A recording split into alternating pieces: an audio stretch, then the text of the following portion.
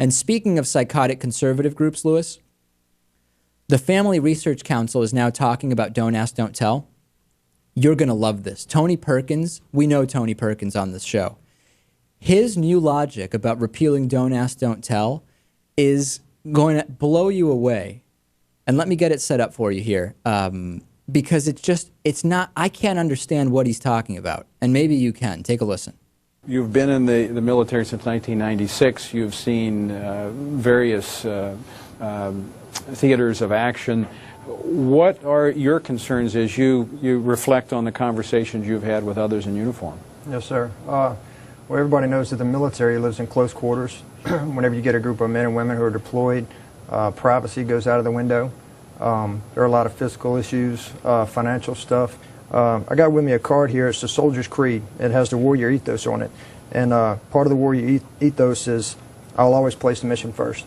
And I think that by using the military to advance the social agenda, I think they're not placing the mission first. Like the general here previously said, the purpose of the military is to uphold and defend the Constitution. Mm-hmm. And I don't believe that's happening. As a recruiter, you know that in an all-volunteer force, it's very difficult to meet those quotas, to keep the ranks filled with the young men and women who are willing to serve. Is this going to make it easier, or is it going to make it harder? Absolutely not. It's going to make it very much harder. Very much harder. And this is going to be at the forefront of many of those parents' minds. Yes, sir. Yes, sir. And recruiting and retention is at the top of all the commanders' lists. Every commander across all the armed forces, recruiting is a top priority for all of them. So this would definitely degrade that fight. Okay.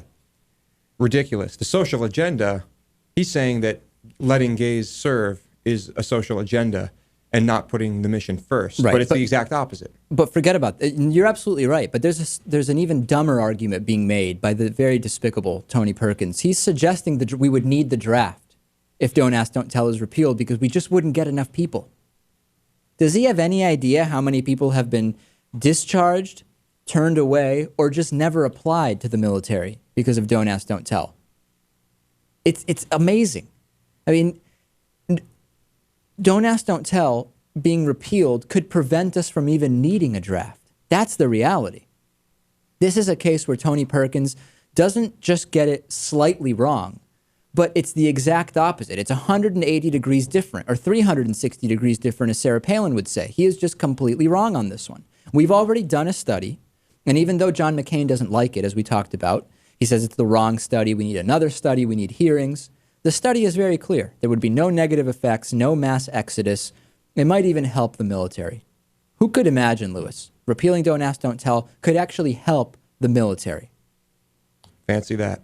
It's incredible. The David Pakman Show is made possible by listeners like you and by Greenfield Savings Bank, building a strong community one account at a time, with neighborhood offices in Greenfield, Amherst, Conway, Shelburne Falls, South Deerfield, and Turners Falls, and online at greenfieldsavings.com. By the Daily Hampshire Gazette and GazetteNet.com, connecting our communities with local news and information. By DIF Design, specializing in custom business websites at DIFdesign.com. Find out more about underwriting The David Pakman Show at davidpakman.com.